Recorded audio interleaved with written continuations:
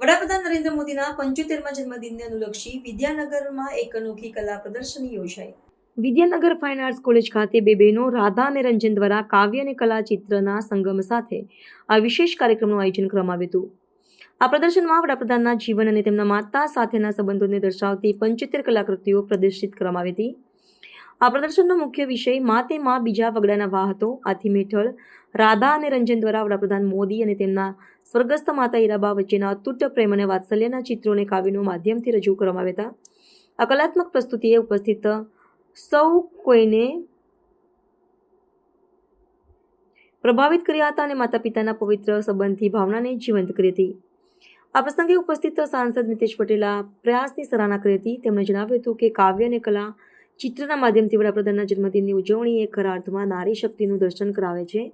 તેમણે ઉમેર્યું કે આ કલાત્મક કૃતિઓ માત્ર મોદીજીના જીવનને જ નહીં પરંતુ ભારતીય સંસ્કૃતિમાં માતૃત્વના મહત્વને પણ ઉજાગર કરે છે। હું CVM ફાઇન આર્ટ્સ કોલેજમાં એક અધ્યાપિકા છું।